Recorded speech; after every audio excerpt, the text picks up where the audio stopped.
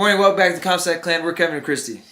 Here at the Comstock Clan, we share ways that we are building our family culture of faith, family, fun, and freedom. Today's our February monthly update. It's actually February 15th, so we're like right on time, right in the middle of the month.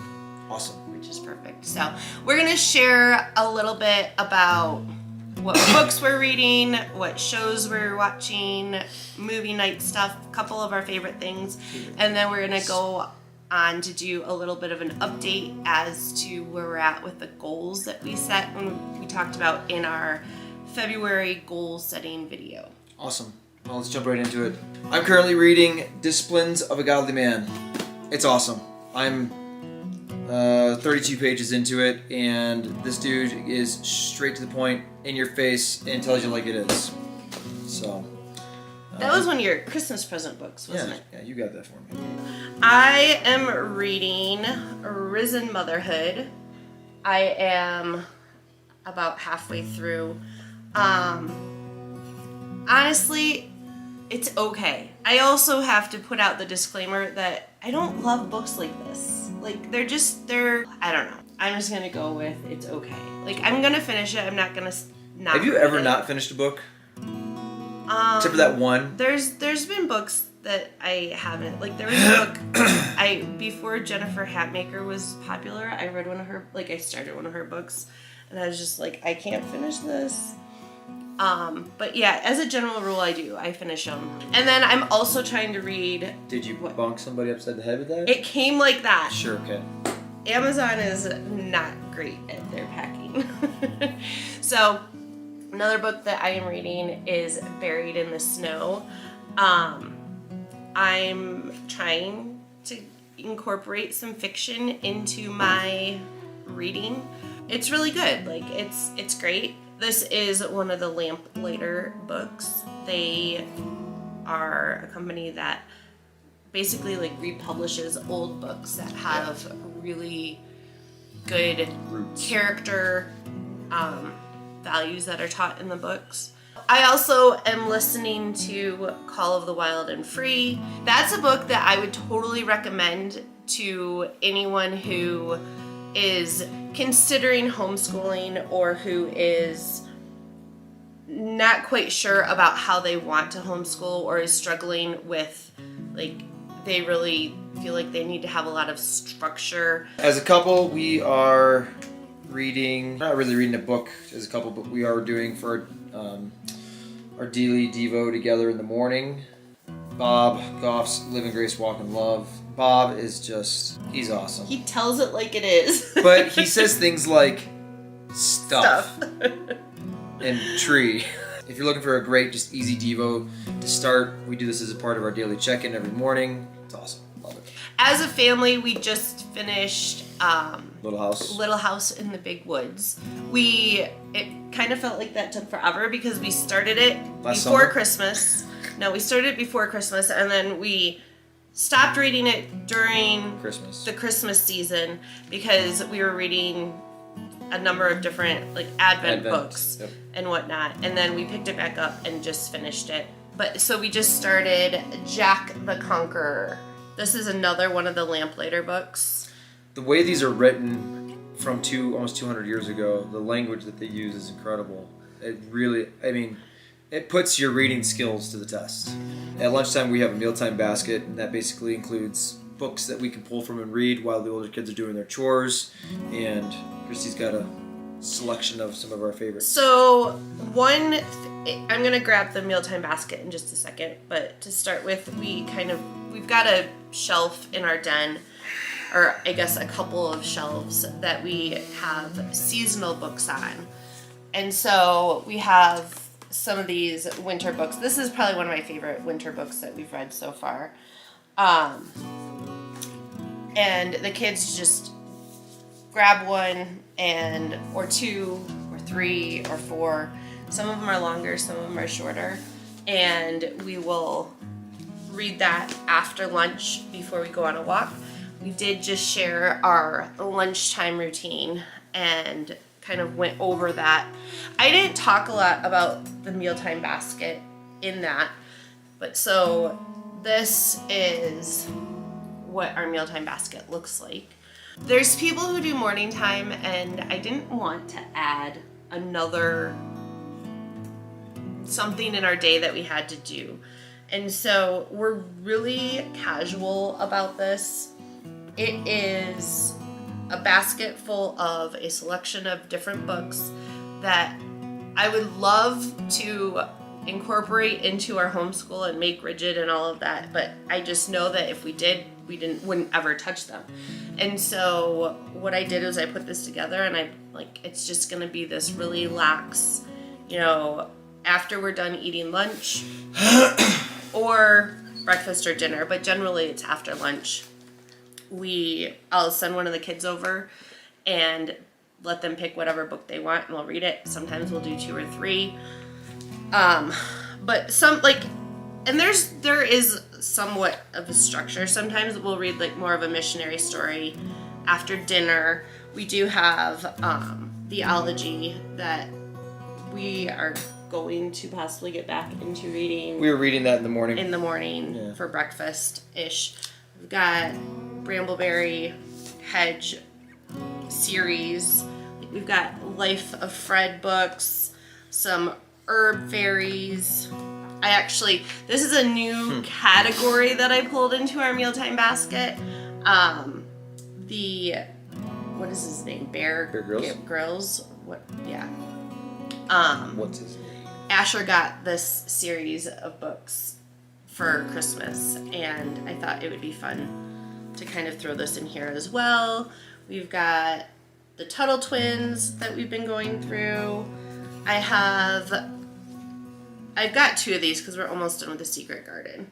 But this is just I grab an abridged, super abridged version of a book, and then also a abridged Shakespeare series, and then we also do another Devo of some sort, and then the Bible Answer for Kids. That's a cool one. And then the Constitution. So just kind of a variety of books that we don't want to necessarily pick one and go through, but that it's something that we just pull from. And I do try and switch that out about every school term, which is 6 to 8 weeks. And sometimes it happens, sometimes it doesn't. It's something that we can enjoy but not feel stressed out by. The one other thing that we're doing that I want to highlight is our science focus right now is astronomy. And we have a pile of astronomy books, again, on display shelves in the den that the kids can pull from and read at any point in time. But we also started doing that Science Shepherd course on astronomy, and it's a video course, and it's great because they're 3 to 5 minute quick sections, and we usually will go through a week program in a sitting, and so that's fun, and it's nice to just be able to pop that on, and then the kids can go and grab a book afterwards and do more learning on whatever that topic was. Show night is Wednesday night. We've been watching The Waltons, and I like The Waltons. I love it. I think the kids really enjoyed it too. If you don't know anything about The Waltons, check it out. It's really neat. It's very refreshing as opposed to some of the glimpses of new shows that we've seen in recent on just mainstream TV. So and there's a lot of seasons of The Waltons. Yeah. And when you watch one there's week, a lot of episodes in a given season, and so when we watch not even one a week, it could last us years. Yeah. I think that we'll probably at some point take a break and kind of bounce back and forth. One of the other ones I really want to do is Little House. Yep. And then as a couple, we have been watching Cobra Kai through VidAngel. Otherwise, we probably wouldn't watch it. Yeah, and there's still a few words that I need to add to the filter that somehow I missed. Yeah. Movie night is Friday night, and we've traditionally watched a movie with the kids or as a family on Friday night. It's been more of like a matinee recently. Or not at all. Or not at all. Christy, with this part of her pregnancy, is pretty tired, and sometimes by the time movie night comes around, she's smoked, and we'll let the kids watch a movie and maybe sleep downstairs. And but we're gonna really push for the next 2 weeks to watch the new Ghostbusters and then the new Spider-Man. Yeah, we got some Spider-Man fans in the house. We tried. Yeah, totally me. We tried to encourage the kids that it was okay for them to watch the Ghostbusters movie without us, and they're like, "No, we can't." So we normally do game night on Saturdays, and this is another one of those things that kind of gotten pushed to the side, with me sometimes going to bed at 6-7 o'clock, and so we don't have any games that we really are setting aside to say we're going to play this week. But one of the things that the kids have been really into is chess. Like, intensely into chess. Yeah, like, surprised there hasn't been any black eyes. Like, oh my goodness, it's like they will steal away to go play chess at whatever cost. Yeah, it's like, are you guys really playing chess right now? And they're like, in their bed, under the sheet, door locked, and they're like, and they're constantly asking me if I can play chess with them, and I'm just like, oh, yeah. So it's fun. We usually highlight a toy of some sort, and it's usually a toy that we love. And this isn't really one that I love, but it's very odd. Breslin and Zayden, we organized our coat closet that has all of like our toddler toys and whatnot a few weeks ago, and Breslin and Zayden got their hands on those. It's just their magnetic, like, dress-up dolls. Like, and wooden cutout figures. They may be obsessed They with are them. obsessed with them, and it's so cute. They they call them their humans. Well. Can I play with my humans? Next up is the activities and events and what's going on. Right now we're just kind of laying low, not doing anything fancy. Our focus right now is doing one hike a week, and we've been doing that, but there's one particular hike that we want to go on. It's in Rocky Mountain up in Estes Park. It's gorgeous, but it's going to take the entire day. Plus. Yeah, because it's like a 2.5 hour drive. And I know it sounds ridiculous to go 2.5 hours just to go hiking, but that's okay. Well, it's been a while since we've been up there. Yeah. We usually go... We usually go into the mountains at least once a year. Yeah. And the harbor just the other day was like, Dad, we need to go into the mountains to go hiking. We just need to make sure that we go, I would say, like within a few days of a fresh snowfall where it's still frozen, because I don't want it to be like total mud. Slushy is even okay. Well, but like the mud, oh my goodness, the clay mud is awesome. When you have like 10 pounds added to each foot when you're hiking, it's just not fun.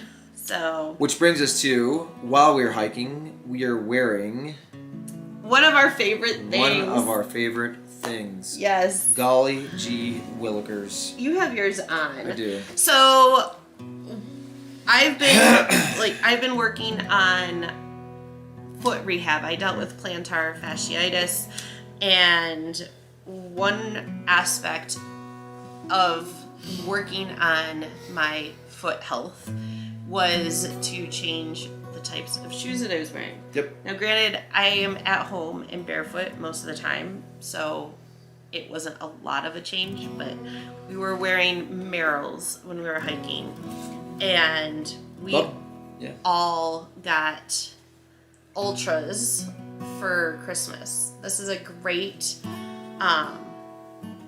transitional barefoot or minimal shoe because it does still have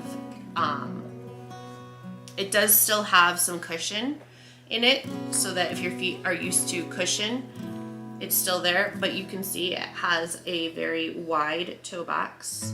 I've got my correct toes in there. Those are so cute. They're tiny. And it's also very flexible. And it is flat. It might not look flat from here, but it's from here to here, it is totally flat, so that you don't have a raised toe or heel. Yeah. This is my, pardon, they're a little bit dirty from our hike yesterday, but these are the Zero, I don't know what they're called. Alpine? Yep. These are amazing. I talk about grippy shoes in a lot of our hiking videos, and if you can see like the tread on them, and it's actually very similar to the tread on the Ultras. Although the Ultras are not great for the snow because they have like holes in here and they do get wet. You still say Trail Claw. Yeah, because I haven't worn those because I generally will wear these. These are great for hiking in the winter. And then They're really light too. I also have, these are Zayden's. He got a pair of Splays. Again, you've got that wide toe box. And I mean, this is like totally flexible. So one of the things that we learned with Christy's rehab on a foot is that all of the shoes that we are currently wearing constrict the foot and artificially support it in a way that doesn't allow your foot to naturally move the way that it was designed to. And over time, you lose you lose the functionality of the foot, and muscles start to atrophy, and that's when you start getting plantar collapsing, arch collapsing, things like that. I'm not a foot guy. I don't know much about it. I started developing some bunions on my foot and was getting some excruciating pain next to the toe, and we've learned that we have been doing footwear wrong. And I wrestled for a huge number of years. I climbed for a huge number of years. And so I was always constantly wearing these teeny tiny tight shoes. I raced, track. And so Christy's like, well, no wonder you have bunions. Look at the types of shoes you wore for 20 years. Or 15 or whatever. And so, and then being in construction, I had big heavy boots. So for the last number of weeks, I've been doing the correct toes plus the Ultras. And my feet, traditionally, except for yesterday, have been feeling really, really good. So that's why we have these weird looking shoes. And if you want to know more about that, because we definitely are not professionals, check out Gait Happens. Yes. They're great for all of that information. All right, so let's jump into the goal progress update. And you can go first. So I had a couple goals: dog training, Comstock Clan videos, and kids chores. And I will be totally honest and say I've done pretty much nothing on the dog training, except for yesterday. I started working with the dogs on the fence, and it's high tech. GPS stuff is just it's very high tech and kind of glitchy. Still working through that. So, but I am happy to report that the kids' chores are going okay.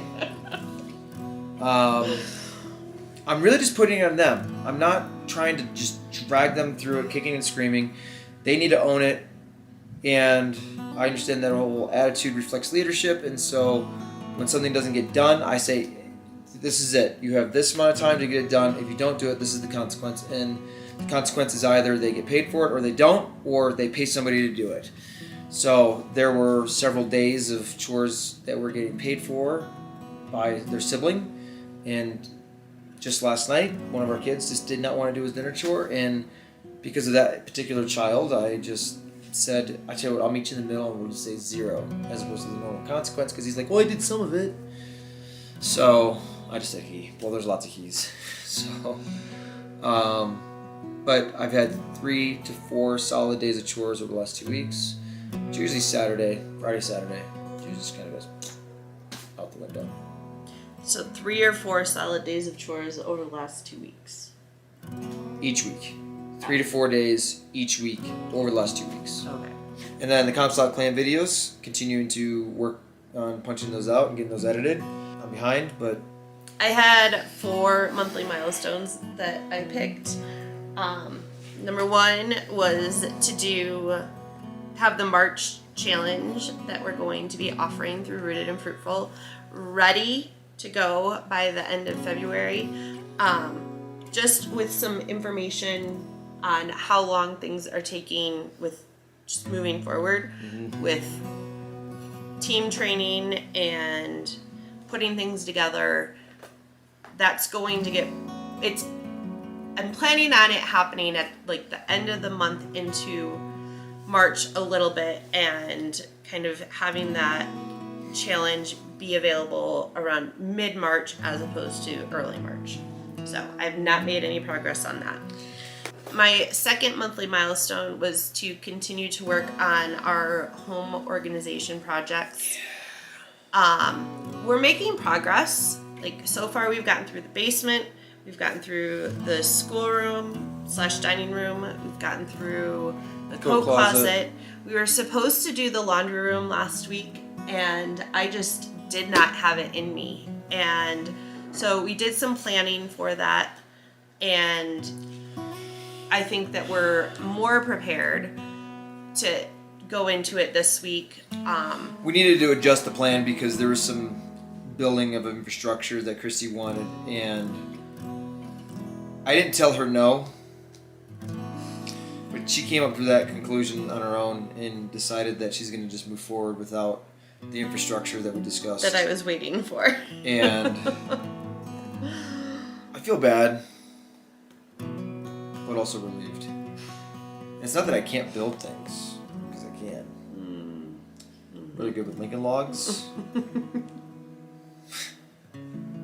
Peanut butter sandwiches. Okay, so making progress. It's a little bit slower than I would like, but making progress. My other monthly milestone was to get 2 weeks ahead on videos for both Comstock Clan and Rooted and Fruitful. And I believe that the majority of our Comstock Clan videos are filmed about 2 weeks in advance. Like, we've got about 2 weeks worth of videos, minus like really super timely ones like this one and our weekly pregnancy updates and whatnot. And I feel like we're losing traction when it comes to like the home organization and our routine videos. But those are meaty. Those are 2 that I really enjoy doing, but they do take a lot of time to do. Well, it's not just time to do, but it's prepare, think, yep. plan, execute. Then when things don't go right on the execution, then you need to either redo it or just deal with it. And then, I mean, for the schoolroom organization, there's 4 days of content. Yeah, it was. So, oh man. So I can only do what I am in control of, and that this is a valuable lesson to share, that you should never set goals that depend on someone else. So my goal can be, even the filming is dependent on the both of us 99% of the time. And so I don't even have full control of that. And so I'm going to continue to try to get us 2 weeks ahead, but I can't make you edit. Like, I have no control over that. So They sound like I'm a lazy bum. I'm not saying you're a lazy bum. I just operate differently than you.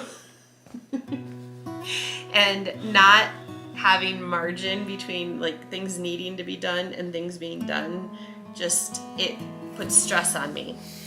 So anyway, I feel like we're making progress. I don't know if we're gonna be there by the end of the month. I'm really kind of hoping to get there.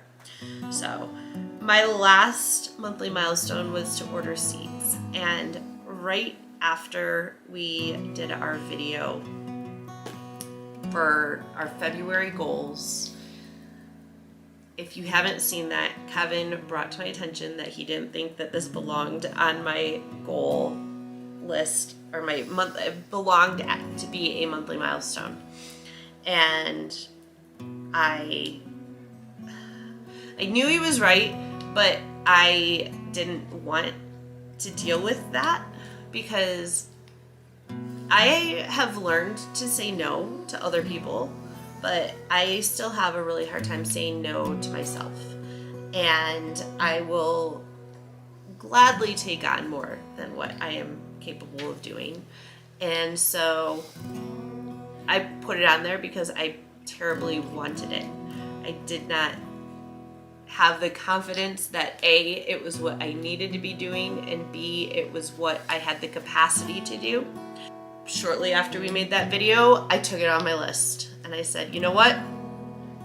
Okay. Oh, you guys see the words. What words? It's like 2 to 4 words. I let it go? No. What? He was right. Oh. Well, it's not a matter, I knew you were right. It's not a matter of being right or wrong. The whole, like, that has nothing to do with it. I really didn't want to tell you to take it off your But- list. I felt bad because I knew how important it was to you, but it was just one of those things where... But it's not, like, it's more just a matter of coming to terms with turning down something that you really want to do and being realistic with yourself. And I think that this is so important because it's so easy to go after things that really don't belong. Like, God's not calling you in that direction. And one of the really clear pieces of evidence that this is what, like, that it didn't belong there is my habit for the month that I've wanted to work on was doing, like, my toe pro exercises.